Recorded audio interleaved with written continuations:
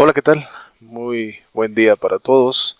Pues nos encontramos aquí ahora con la segunda clase del módulo de pruebas psicológicas Software C-Control, donde nos toca ver un tema muy interesante que es el módulo correspondiente a la prueba psicológica 16 FP, que son 16 factores de la personalidad, y vamos a ver el manejo del software C-Control 16 FP en su versión C.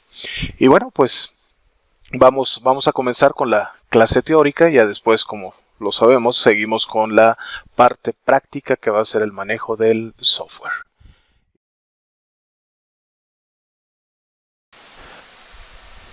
Muy bien, Raymond Becquerel, inglés, nació en Inglaterra en 1905 y murió en 1998. Estudió química inicialmente influido principalmente por Mendeleev, con la tabla de clasificación de los elementos, y posteriormente se doctoró en psicología en Londres con Sperman, donde desarrolla lo que es su análisis factorial. Entonces fíjense qué interesante. Primeramente estudia química y ya después se dedica a estudiar psicología y se doctoró en Londres. Entre 1930 y 1937 trabajó sobre la relación entre la inteligencia general y textos sociales. En 1937, junto a Thorndike, lo llamó, mejor dicho, Thorndike lo llama en Estados Unidos para ser profesor en la Universidad de Clark. En 1942 presentó a la APA los trabajos sobre la inteligencia general fluida y cristalizada.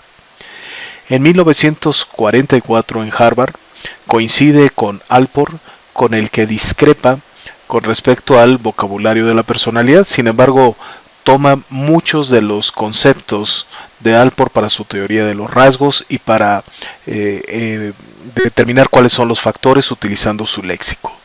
En 1945 elaboró pruebas de personalidad, medidas de comportamiento para el ejército. Acuérdense que vimos en la clase pasada de psicometría que los tests psicológicos empiezan a ser creados con la finalidad de poder evaluar adecuadamente a los candidatos que iban a ir a la Segunda Guerra Mundial.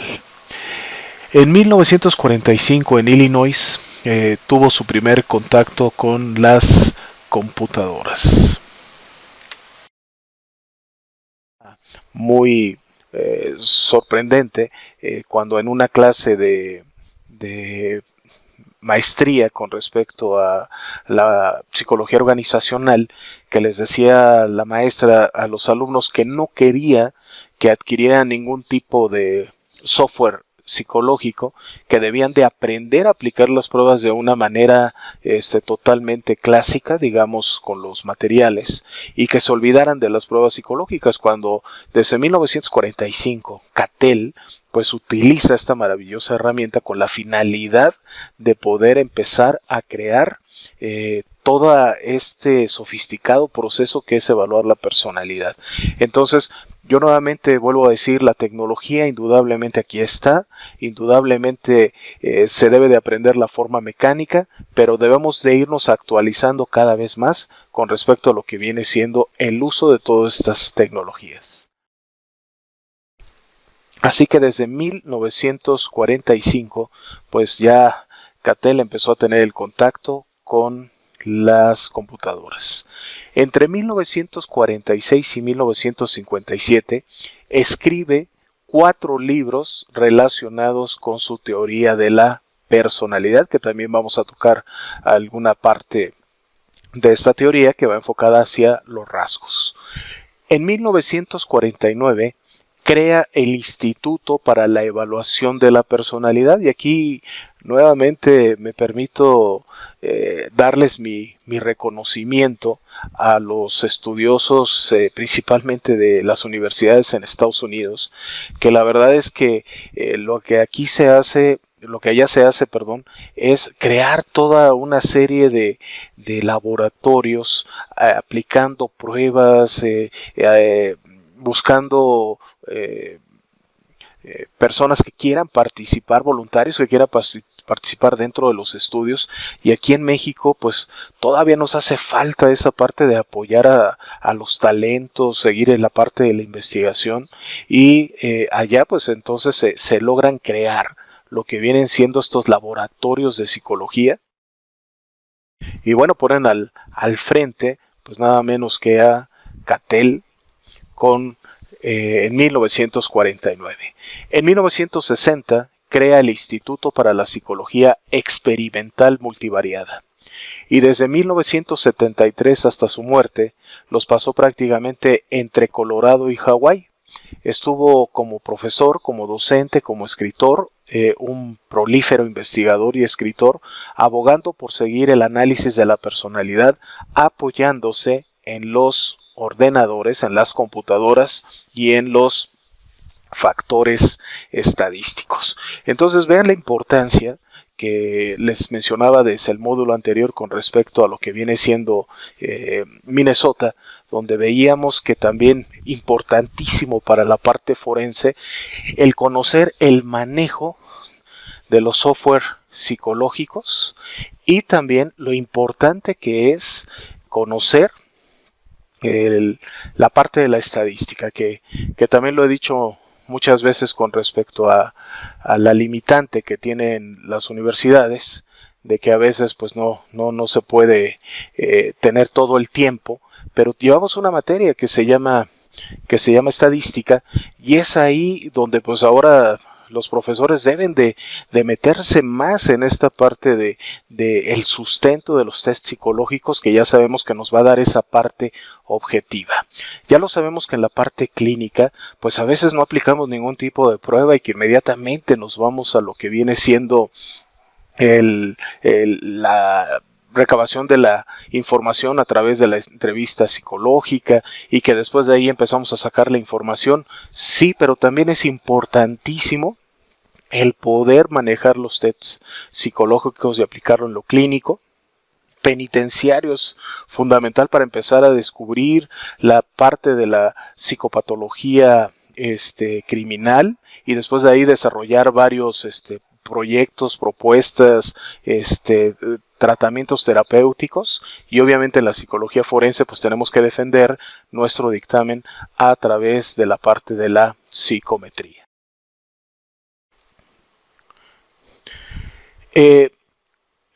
Cattell pues fue uno de los grandes psicólogos, hace rato decía, prolíferos con respecto a la producción de lo que vienen siendo libros, y dentro del siglo XX, considerado entre los más famosos, pues llegó a ser autor o coautor de 55 libros y más de 500 artículos. Pero fíjense también lo interesante, a veces nada más llegamos a conocer nada más algunos trabajos, pero participó en la estandarización de por lo menos 30 pruebas psicológicas. Entonces, realmente Raymond Cattell fue una persona digna de admiración, que realmente debe de servir de ejemplo a muchos de nosotros como psicólogos. Él fue seguidor y defensor del método científico. Nosotros sabemos, y ha sido una parte muy interesante, que cuando al menos yo era estudiante de psicología, al principio yo consideraba como que era muy difícil el poder llegar a utilizar el método científico en una manera de llegar a crear teorías o leyes, porque la personalidad es muy cambiante. Conforme fui aprendiendo, me fui dando cuenta de que realmente los estudios psicológicos y la aplicación del método científico pues es sumamente importante para poder darle toda esta validez a lo que viene siendo nuestra profesión. Entonces a mí me costó trabajo ir entendiendo todo esto, pero conforme fui terminando la carrera y después me metí a psicólogo forense, me preparé como psicólogo forense, pues me di cuenta de toda esta gran importancia de basarnos en un método científico. Entonces, Cattell lo que buscaba precisamente es era apoyarse en un método científico para darle pues esa calidad de ciencia a la psicología. Y aquí lo que él hace y empieza a ser muy importante dentro de su participación en la psicología es que empieza a hacer un análisis con respecto a los factores, una teoría verbal. Y eso es lo que vamos a ir viendo que le va a dar dando el sustento precisamente de la prueba, que son los 16 factores de personalidad.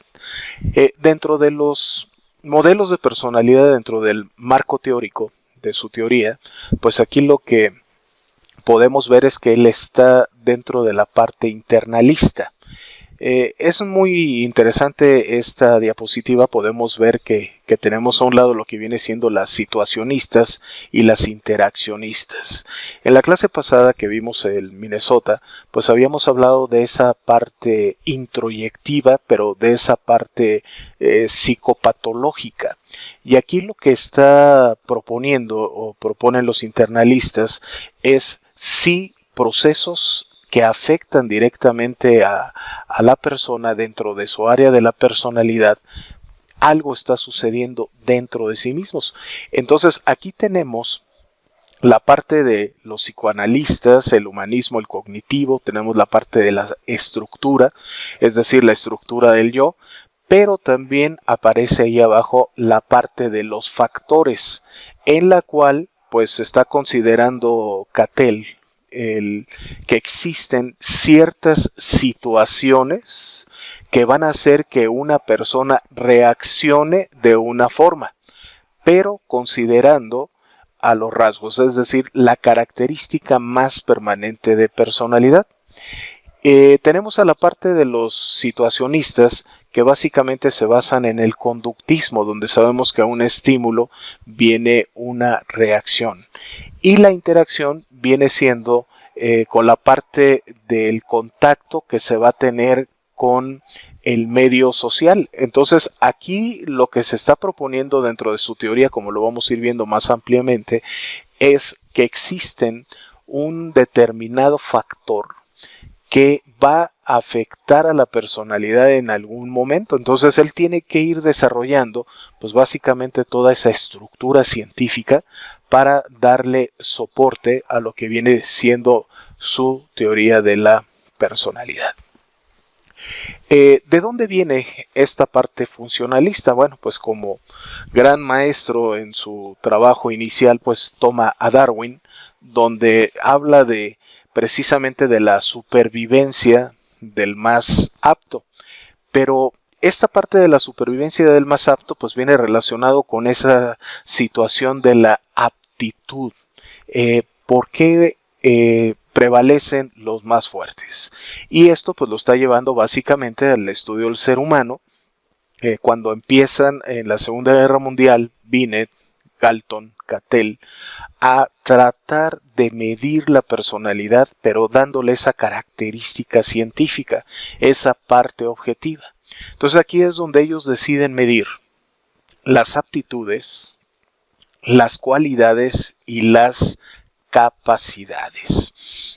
Espero que la clase anterior haya sido muy representativa para entender toda esta parte de lo que viene siendo la psicometría. Ya habíamos hablado de que la parte de la psicometría pues es precisamente medir todas estas características psicológicas, es hacer concreto lo abstracto. ¿Cómo puedo medir la tristeza? ¿Cómo puedo medir el enojo, la agresión, el nerviosismo? Que de alguna forma se puede considerar como muy complejo. Entonces habíamos dicho que la psicometría lo que va a hacer es establecer parámetros de observación en cuanto a conducta, en cuanto a reacciones, que puedan llegar a ser medibles, que se tenían que establecer los baremos, que son las preguntas adecuadas con un número determinado, y que después de ahí nos va a dar una puntuación, y que esa puntuación nos va a permitir tener una interpretación, lo cual nos va a dar esa parte objetiva, no solamente una apreciación propia, que caeríamos en la parte subjetiva, sino el poder explicar la conducta desde una base mucho más objetiva. por eso se utilizó este tipo de pruebas, empezó a surgir durante la Segunda Guerra Mundial. Entonces aquí aparece el uso de las técnicas estadísticas aplicadas a la psicología. Entonces van a utilizar el análisis factorial. ¿Qué es esto del análisis factorial? Bueno, pues es parte de la estadística. Ahorita más adelante voy a seguir metiéndome un poquito para que cada vez vayamos manejando y entendiendo un poco más el manejo de la estadística. Y aquí utiliza Spearman lo que viene siendo el factor G, y Thornton, que también viene con sus baremos, y el coeficiente de correlación de Pearson. Entonces vean que realmente hacer un test psicológico pues no es nada más como determinar una serie de preguntas, sino que tiene todo un proceso científico metodológico. Esta propuesta que básicamente está manejando Cattell, pues representaba una ruptura con los métodos introspectivos y las posturas estructuralistas. Es decir, al principio, y la verdad mi admiración siempre para Sigmund Freud, pues él decía que algo sucedía en la mente que hacía que la persona llegara a actuar, pero siempre lo veía desde una parte psicopatológica, es decir, una parte enferma, que algo había sucedido en la niñez que los llevaba a generar un tipo de conducta principalmente desadaptativa. Y en la parte de los estructuralistas, pues ya habíamos hablado que la estructuralista se basaba en cómo la mente crea el yo. Es decir, si hablamos desde la parte de Freud, la estructura del yo es el ello, que viene siendo el principio de la realidad, del deseo. Viene también el super yo, que está basando en el principio de la moral, y lo que viene siendo el resultado entre la lucha de estas dos estructuras, pues viene siendo el yo, que es el principio de la realidad. Entonces aquí lo que trataban de descubrir era precisamente cómo funcionaba la mente. Entonces empieza toda este interés precisamente por Cattell de darle esa connotación pues básicamente científica, en la cual pudiera pues de sustentar todo lo que viene siendo una explicación con respecto al actuar. Entonces ellos empiezan, Cattell y Galton, a centrar sus estudios en la diferencia entre los individuos.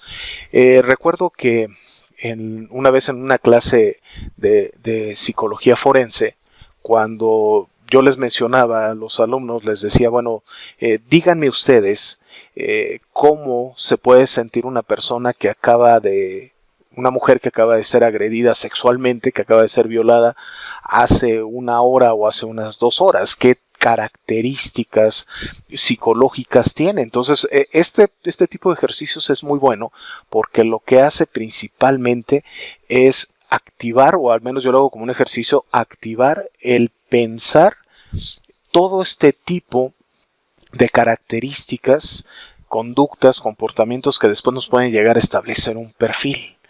Pero me decía, bueno, maestro, pero es que hay personas que pueden reaccionar de diferentes formas. Exactamente. Eso es lo que nosotros tenemos que hacer, empezar a establecer esas diferencias. Y esto fue lo que hizo o se preocupó Cattell y Galton dentro de su teoría. Es decir, ¿cuáles son estas diferencias en las respuestas que se dan ante las distintas pruebas? Entonces aquí es donde deberían de empezar a establecer esas unidades de medida para poder explicar lo que estaba sucediendo dentro de la mente para llevarlos a una conducta. Y es ahí donde pues entonces tomamos lo que viene siendo esa explicación de la creación de los baremos, que también lo vimos directamente en la clase pasada, que decíamos que un baremo no es nada más una no es nada más una pregunta. Un baremo es crear un tipo de pregunta adecuada. ¿Cómo debo de preguntar? ¿Qué es lo que debo de medir? ¿Cómo lo voy a medir?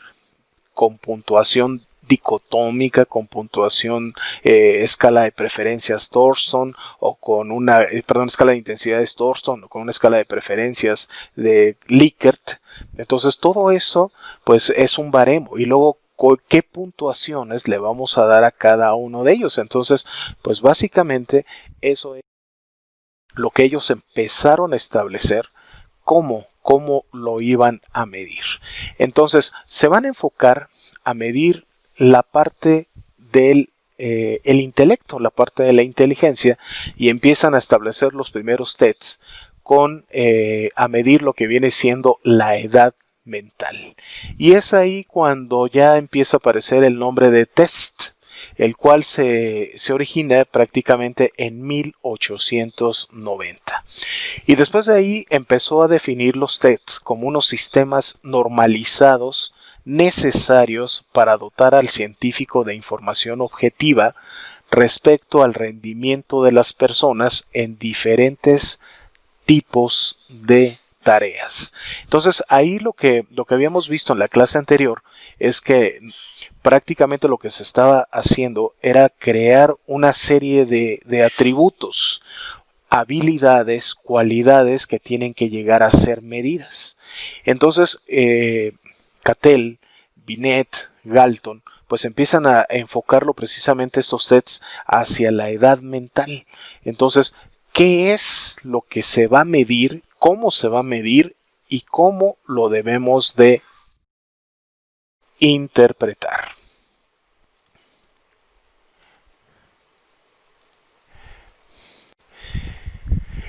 Cattell pues se dedicó al diseño y aplicación de diversas pruebas sobre básicamente los tiempos de reacción, discriminación sensorial, memoria, etc. Es decir, empieza a buscar qué cosas son las que pueden afectar precisamente la diferencia en las respuestas. Puede ser que haya personas que de alguna manera reaccionen de una manera mucho más rápida, mucho más inmediata. Otras personas pueden ser un poco más lentas. ¿Qué tipo de sentimientos pueden venir a involucrarse en determinada situación? Por ejemplo, cuando estamos hablando hace rato con respecto a evaluar lo que vendría siendo el impacto de un trauma, por ejemplo, en una agresión sexual, pues la chica puede estar en una situación muy desesperada, angustiada, gritando, en crisis, pero otra persona puede estar totalmente catatónica, puede estar en estado de shock. Entonces, Cattell trata de buscar una explicación midiendo todo este tipo de factores que van a afectar el entendimiento del desarrollo de una conducta. Entonces, la finalidad de sus pruebas era determinar el rango y la magnitud de los atributos psicológicos de una manera objetiva. Entonces, ven cómo va siendo muy interesante el trabajo que desarrolla prácticamente Cattell, una persona, vuelvo a repetir, muy inteligente, y buscando pues darle esa cientificidad a lo que viene siendo la psicología. Y es aquí como desde el comienzo de su carrera pues él trata de establecer a la psicología como un campo de estudio, y fíjense, al nivel igual que el de las ciencias duras, que podría ser la física o la química. Acuérdense que él ya había considerado pues básicamente darle el método científico, utilizar el método científico, pero también pues tenía los estudios de la química. Entonces él trataba de darle esa parte científica a lo que viene siendo la personalidad, y eso es algo que a mí me encanta mucho de la psicología forense, que siempre les he dicho que sí partimos de la parte clínica, Pero dentro de la psicología forense nosotros tenemos que ser objetivos. No podemos nada más hablar por hablar y decir que una persona tiene un trastorno de personalidad determinado, o podemos decir que una conducta criminal es explicada porque tuvo de pequeño una ausencia paterna y se creó un vínculo deficiente, sino que aquí lo que se está tratando de hacer es darle esa parte objetiva, es decir, debemos de tener la plena seguridad de qué es lo que está sucediendo. Entonces, todo este tipo de estructuración de un test psicológico, pues viene basado básicamente en muchas preguntas para poderlo medir. Por eso cuando de pronto los abogados nos dicen, bueno, y utiliza usted una metodología, hay una manera de poder medir todo esto que usted está diciendo, sí, claro. Esa parte objetiva, ¿quién nos los va a dar? Pues precisamente lo que estamos estudiando en este momento, que son los tests psicológicos. Entonces, eso es muy interesante porque esto quería hacer Cattell, darle esa magnitud, esa validez como ciencia dura, con la finalidad de dotarlo de características mucho más objetivas para la interpretación. Aquí Cattell pues empieza a desarrollar varios postulados muy interesantes, y esto es muy importante lo que les voy a decir ahorita, porque eso viene siendo también parte del objetivo del uso de este test, que es el 16FP. Cattell decía que no solamente la personalidad se iba a medir o iba a responder por una cuestión psicopatológica, es decir, no solamente hay personas que están enfermas o que tienen un desequilibrio mental, sino que también tratar de medir o buscar una explicación a una conducta, a un proceder, dentro de las personas que no están enfermas mentalmente, es decir, entre comillas, en condiciones de normalidad. Entonces, este test psicológico, que es el 16FP, no va a medir psicopatología, sino que va a medir algunos atributos que lo vamos a ir viendo adelante con respecto a características más normales o más funcionales. Entonces, aquí lo que trata de hacer es encontrar esas diferencias que de alguna manera se dan como una manifestación indirecta dentro de los constructos internos, es decir, de qué manera las personas están creando su mundo y sus interpretaciones. Si hablamos desde la parte cognitiva, cuando hablamos de construcción, estamos hablando de los esquemas mentales, los cuales básicamente nos van a llevar a determinar un tipo de conducta. Me voy a meter un poquito en las partes de las distorsiones cognitivas, cuando hablamos todos los hombres son iguales, todas las mujeres son infieles, nadie me quiere, todos me odian. Ahí estamos estableciendo ciertas distorsiones cognitivas que después nosotros como psicólogos tenemos que trabajar dentro de una reestructuración cognitiva. Todo este esquema mental que nosotros tenemos ha sido creado o ha sido con el resultado de nuestras experiencias, es decir, lo hemos venido construyendo a través de nuestra vida. Por eso es que cuando hablamos de una reestructuración decimos, quita todo, quita la manera en que aprendió, para que le enseñes una nueva forma de poder hacer las cosas. Entonces, aquí lo que está haciendo Cattell es decir y meternos en medir esos constructos internos, pero se va a meter a la parte más estable, es decir, lo que podría llegarse a decir como patrones, o que lo voy a empezar a decir los rasgos, es decir, las características de personalidad que son más estables. Sabemos que la personalidad se define porque se mide a través de la parte genética, la parte heredada, que nosotros le llamamos rasgos, y la otra que viene siendo el contexto, es decir, en dónde vivimos, lo que son nuestras experiencias y nos llega a llevar a cambiar. Ya habíamos hablado que básicamente la personalidad cambia cada 6 meses, o por lo menos se mide cada 6 meses. Entonces, aquí lo que se está tratando de proponer Cattell es ir a medir estos constructos internos estables que vienen siendo la parte de los rasgos. Pero fíjense ahí lo interesante. Estos constructos no son medibles, son rasgos, dotan a la personalidad de una consistencia interna. Entonces, ¿cómo medirlos? ¿Cómo poder llegar a esa parte mucho más precisa? Porque si estamos hablando de un constructo, entonces estamos hablando de que cada persona está construyendo sus experiencias de una manera pues totalmente personalizada, porque no todos tenemos las mismas experiencias. Entonces eso es lo que le empieza a dotar de interesante esta teoría, de que va a tratar Cattell de medir estos rasgos, estos constructos permanentes.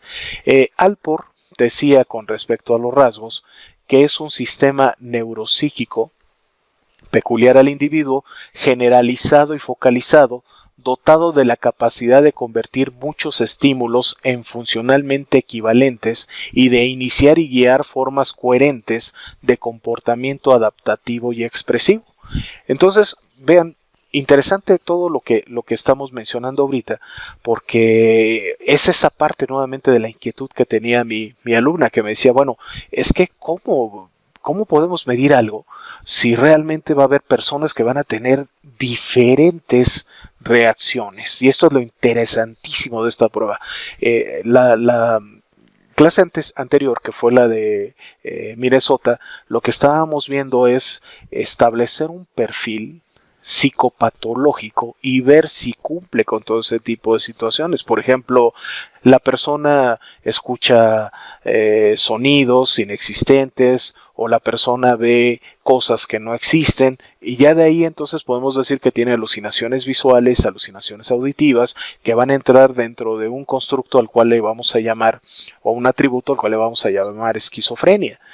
Aquí no, aquí lo que está tratando de hacer Cattell es de ver todas estas diferentes respuestas que se pueden dar en una persona, pero midiendo las reacciones más permanentes, que son esos constructos que están durante más tiempo, que se están llamando como rasgos. Por eso es que Alport menciona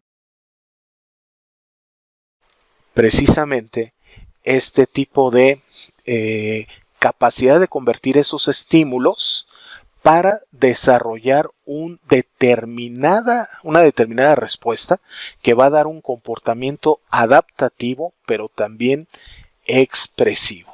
Es decir, que la persona ante una determinada situación tiene que reaccionar con la finalidad de poder trascender el estímulo, que puede ser adversivo o que puede ser desequilibrado en el momento, cómo lo va a resolver y cómo se va a adaptar, pero de qué manera lo va a expresar. Dentro de la misma parte de la explicación de los rasgos, tenemos a Eysenck, que también tiene su teoría de la personalidad. Ahí tenemos su imagen del lado izquierdo, dentro de mis diapositivas. Siempre me ha gustado pues poner a las personas, las imágenes de las personas, con la finalidad de que los vayamos conociendo, porque muchas veces nada más vemos los nombres, pero no recordamos la imagen. Eysenck decía que los rasgos son esencialmente factores disposicionales que determinan regular y persistentemente nuestra conducta en distintos tipos de situación diferente. Es decir, nuevamente entra esta parte, factores disposicionales. ¿Qué tipo de situación hace que nosotros actuemos de determinada forma y que van a regular nuestra conducta, pero que vienen siendo de esa parte persistente? Volvemos a esa parte de los rasgos, que es el temperamento. Para Carl Gustav Jung decían que los rasgos describen mecanismos del individuo, o sea, funciones diferenciadas del mismo que pueden ser dominantes y entonces tenemos un tipo, o que pueden estar equilibradas. Entonces tenemos un resultado que viene siendo el balance entre dos rasgos. Aquí nuevamente vuelvo a explicar esta parte. Los diferentes factores que se dan dentro de una situación van a hacer que nosotros reaccionemos de una forma determinada, pero cada persona es diferente. Por lo tanto, tenemos que ver cuál es esa parte dominante, más permanente de la personalidad, que va a permitir que se adapte y que se equilibre, dando entonces un balance en la personalidad.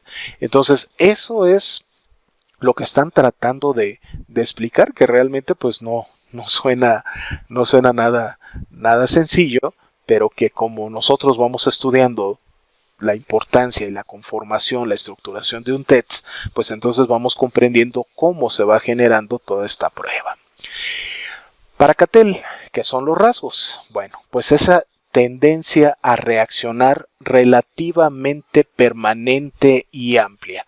Es decir, se están nuevamente enfocando hacia el tipo de reacción más común respecto a esos rasgos que son los más permanentes. Entonces dice que desde el punto de vista operativo, los rasgos son un conjunto de respuestas a unas preguntas, a unos ítems que participan del mismo patrón de covariación. Ahorita vamos a ver qué es la covariación. El sujeto tiende a responder a dicho grupo de preguntas en el mismo sentido. Entonces, aquí lo que ellos están tratando de explicar es lo siguiente. Una situación determinada nos va a dar una respuesta determinada. Por ejemplo, si de pronto a usted le dan un golpe, ¿cómo va a reaccionar? A lo mejor puede reaccionar de una manera agresiva, a lo mejor puede reaccionar evadiendo la situación, no involucrándose, a lo mejor se va a tirar y va a llorar. Es decir, puede haber determinadas respuestas. Esa va a ser la covariación.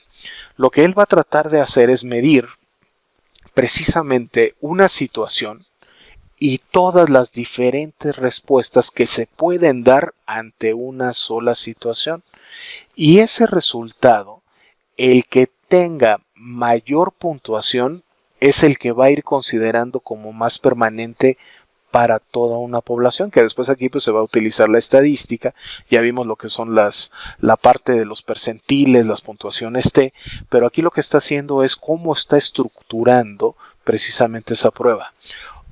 Un factor, cómo va a ser, qué tanta respuesta va a dar, eso es a lo que se llama covariación.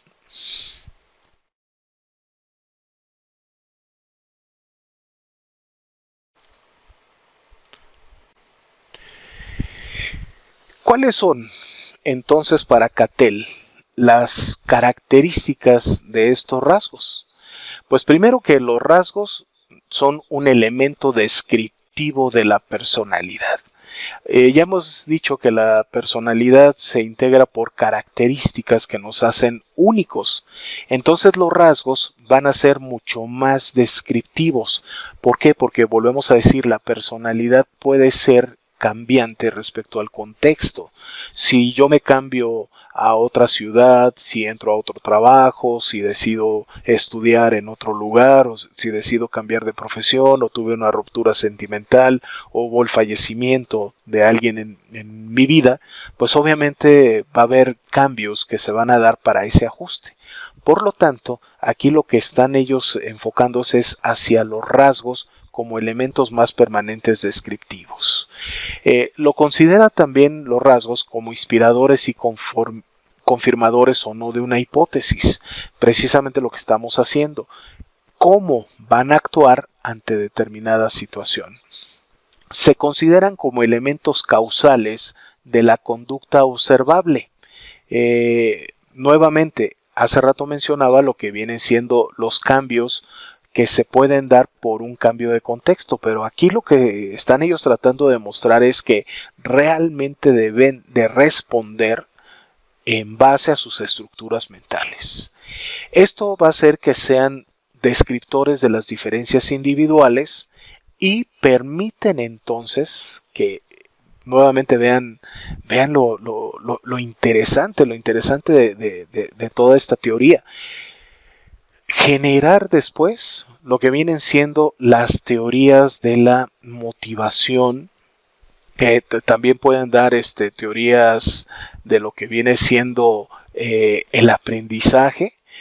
Hace unos cuantos días me preguntaron que si podía yo dar un curso de neuropsicología, neuroventas. Entonces, esta parte de las neuroventas está muy interesante porque dice, trata de venderle a la mente, a la persona, trata de hacerla que tenga la necesidad de comprar. Entonces, aquí lo que están haciendo ellos es irse precisamente a cuáles son los factores más permanentes dentro de una personalidad para poder ser estimulados. Aquí primeramente lo de las neuroventas es algo realmente tiene unos cuantos años, pero las teorías de la motivación o las teorías del aprendizaje pues empezaron a basar en todo este tipo de pruebas, buscar los elementos más permanentes que están dentro de cada una de las personas para poder desarrollar todo este tipo de teorías. No se analizan en función de su presencia o ausencia, sino en su intensidad respecto de un grupo normativo. Esta parte del grupo normativo precisamente va a ser la población, donde volvemos con la pregunta de mi alumna que decía que van a reaccionar de diferentes maneras. Aquí es donde vamos a tener estos elementos de la muestra que van a desarrollar determinadas conductas ante un factor. Entonces esas determinadas conductas se van a medir para ver cuál es la principal respuesta, que es la covariación. Entonces aquí lo que nos va a permitir es precisamente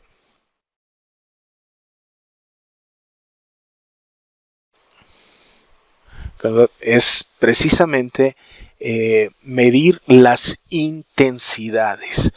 Nos dice que no tanto en función a su presencia o ausencia. Aquí lo que Cattell está buscando es que realmente exista una respuesta, pero ¿con qué intensidad? Entonces empiezan a establecer dimensiones y nos dice que empiezan a crear pues entonces unas escalas que pueden ser unipolares, es decir, este tipo de polaridad, ¿cómo se explica? Hay determinados factores en los cuales un solo concepto pues nos va a dar una sola respuesta. Por ejemplo, ahí en la diapositiva dice la creatividad. Entonces, esta parte de la creatividad va a ser o que es una persona altamente creativo o que es una persona que no es muy creativo. Y cuando hablamos de una bipolaridad, es decir, que se puede ir hacia los dos extremos. En este caso están hablando de la extroversión y la introversión, es decir, o la persona tiene un contacto social muy elevado o tiene una ausencia con la sociedad. Entonces le pusieron arriba extroversión y le pusieron abajo introversión. Entonces empiezan a darse cuenta que hay factores que pueden ser unipolares, pero que también hay factores que van a ser bipolares.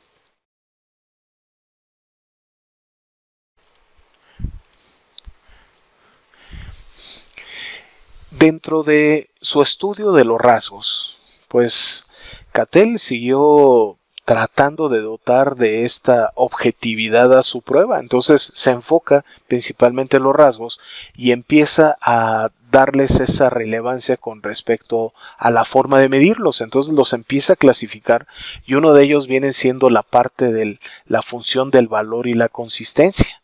Entonces dice que existen rasgos superficiales, los cuales son los que cambian y van a aparecer en determinadas situaciones que van a ser detectables con pruebas, perdón, con pruebas subjetivas.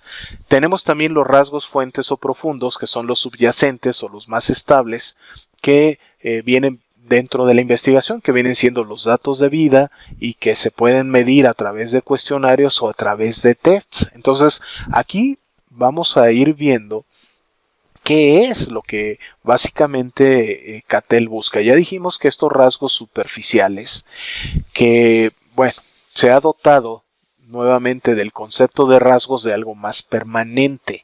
Entonces, aquí lo están considerando como una característica, que son los que van a cambiar, por eso les llaman rasgos superficiales. En este caso a Cattell pues le van a interesar los rasgos fuentes o los profundos. Después habla con respecto al rango de aplicación y menciona que son rasgos comunes los que existen básicamente en todos los individuos. Y aquí nuevamente vean esta parte interesante, que va a ir tomando cada vez mucho más consistencia y más entendimiento de cómo desarrolló estos 16 factores. Porque está hablando de que existen factores que son comunes en la mayoría de nosotros. Pero, ¿cuáles son esos factores? O sea, ¿qué es lo que hay? Y eso es lo que también viene dando su teoría de la verbalización. Porque va a tratar de buscar esos factores comunes y los factores que también no son muy comunes, que no existen en todos, pero a través de conceptos. ¿Qué va a medir? Entonces ahí empieza esta parte interesante de la conformación del test psicológico.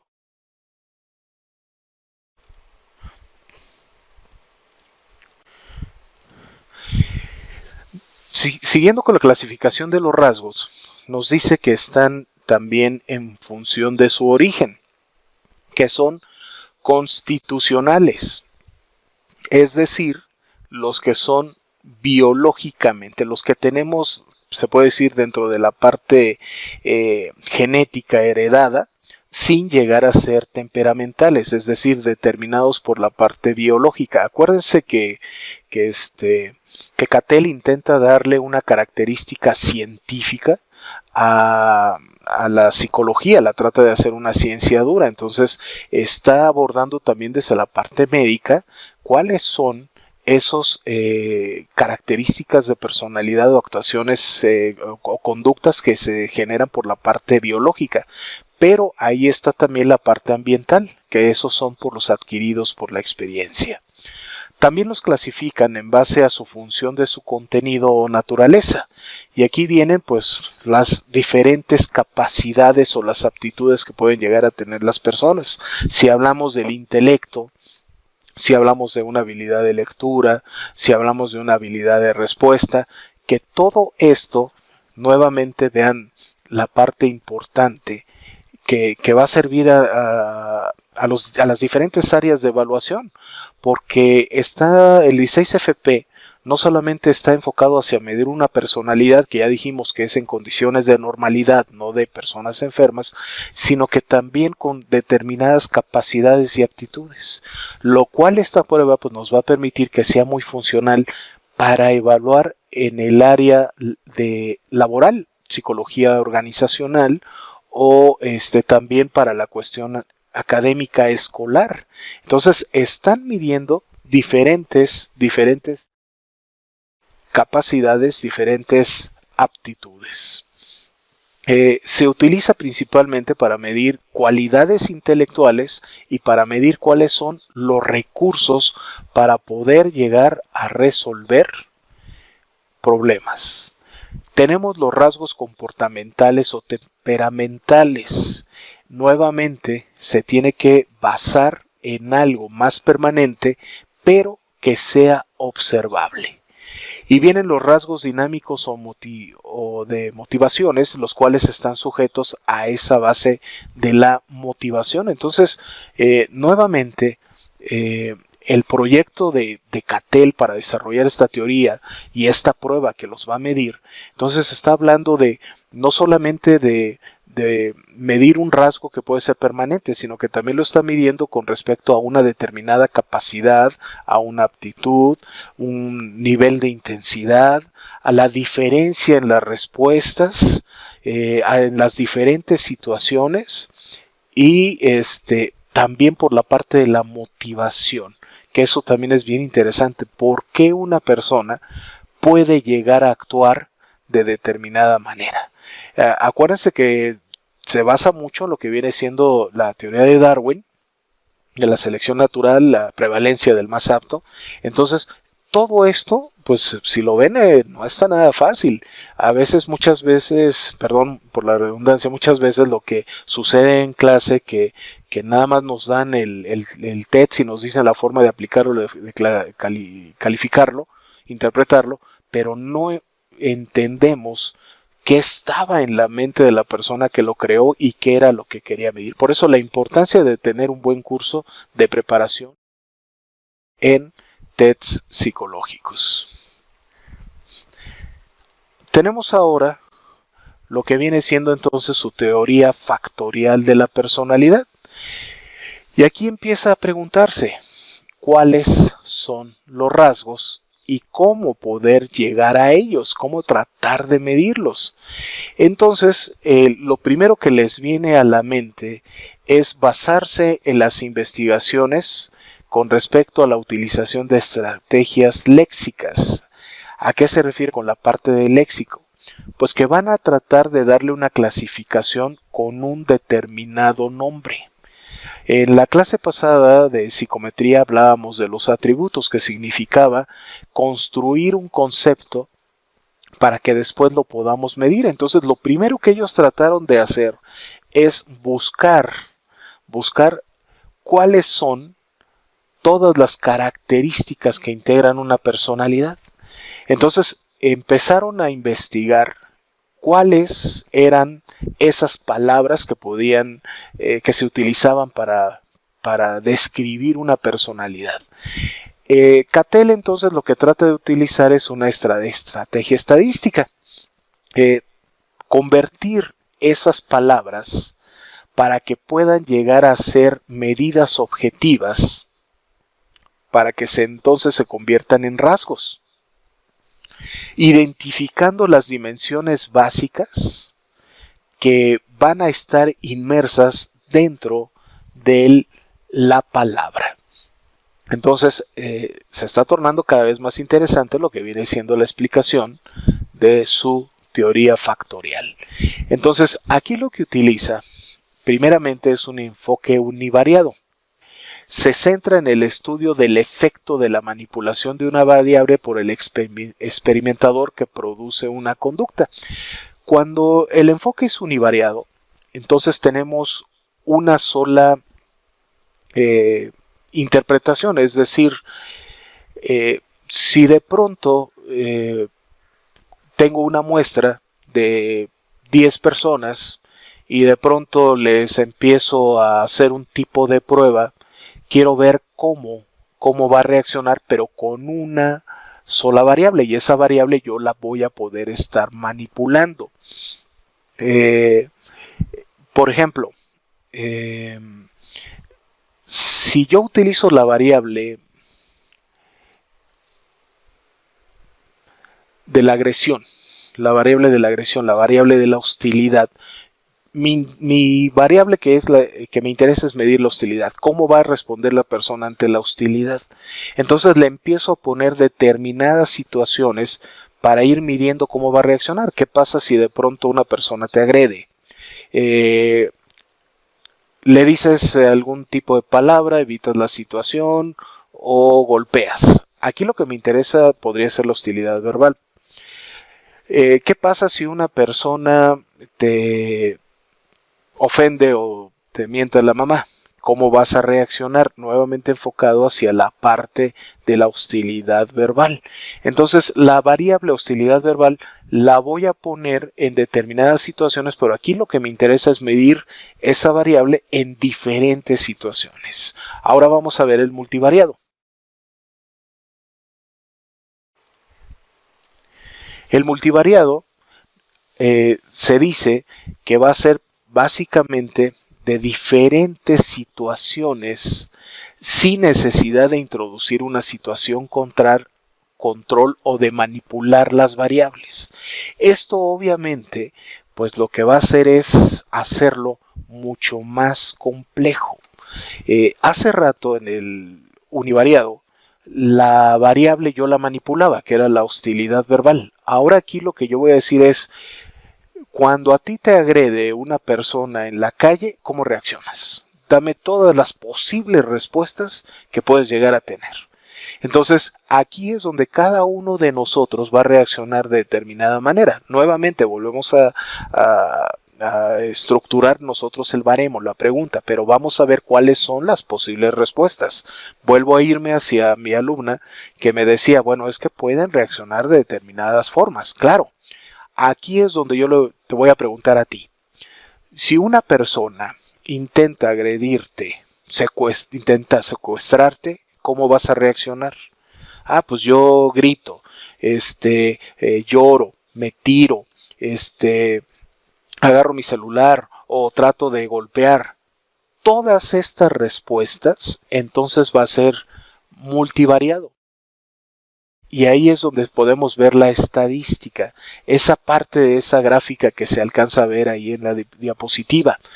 Tengo la línea recta, que es la parte que a mí me interesa medir, que en este caso es cómo vas a reaccionar si te quieren secuestrar, y todas las demás puntuaciones que están ahí van a ser todas las posibles respuestas que se van a dar en cada persona. Ahora, si yo tengo una muestra, entonces lo que voy a hacer es ver todas esas posibles respuestas de todas las personas, sumarlas y entonces empezar a establecer una covarianza. Esa es la parte de lo que viene siendo la interpretación de todo este proceso que está llamándose análisis factorial. Responde entonces a un procedimiento estadístico que nos va a permitir medir cómo están interactuando precisamente todo este tipo de reacciones. Entonces voy a regresarme tantito a la diapositiva anterior. Aquí estamos viendo determinados números, por eso la estadística, nuevamente vuelvo a decir que es realmente muy importante, porque aquí lo que podemos ver es que una persona que puede de pronto estar reaccionando,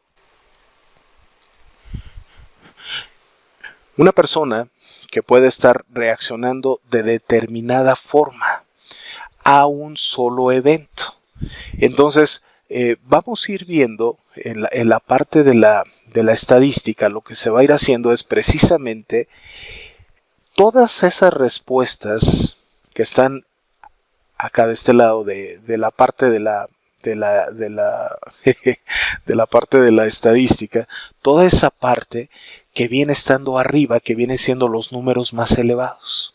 Entonces ahí es donde va a empezar a establecer esos niveles de interpretación, y lo que está por debajo son las menores que se empiezan a dar. Entonces sí hay que establecer relaciones matemáticas, por eso hay que ir entendiendo la parte de la estadística, cuáles son las conductas que van a estar arriba, las conductas que están abajo y en qué número se van a ir dando. Entonces todo esto voy a ir tratando de explicarlo cada vez un poquito más específico.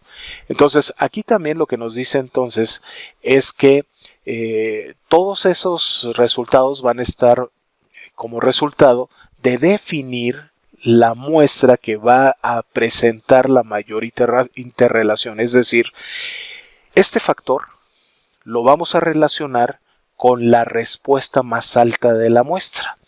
Aquí nos pone un ejemplo. Si nos interesa el estudio de los factores determinantes, por ejemplo, en el rendimiento académico, aquí podríamos empezar a ver cuáles son los factores que pueden afectar el rendimiento académico. Entonces, a ver, ustedes piensen, ¿qué cosas pueden hacer que un alumno obtenga mejores calificaciones? Entonces, podríamos decir que una persona podría decir, pues, la dedicación que le puedo dar a las horas que le puedo dar al estudio.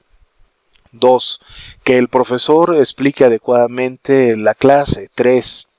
Que el profesor motive a que la clase sea interesante. 4. La disposición de materiales de estudio.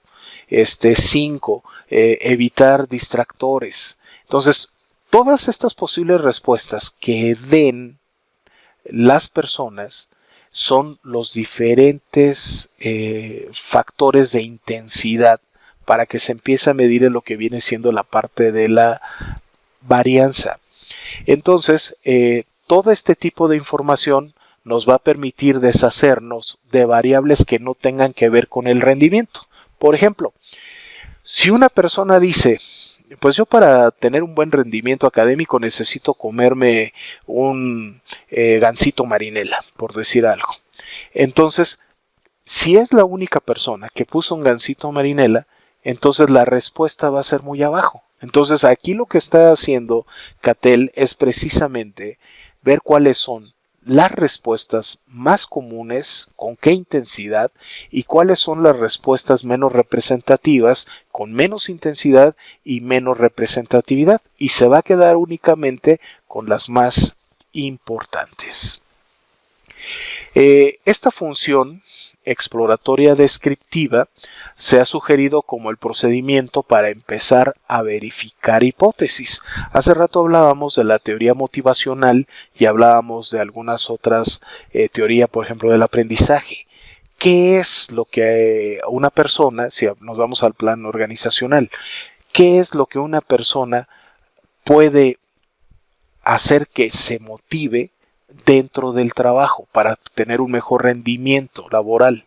Pues podría ser un mejor sueldo, mejores prestaciones, podría ser condiciones adecuadas de trabajo, relaciones de par funcionales, un respeto por parte del jefe, instrucciones claras, objetivos. Todos estos diferentes factores pues se van a medir y está permitiéndonos desarrollar entonces una teoría de análisis factorial. Bueno, vamos a hacer un pequeño break y yo regreso.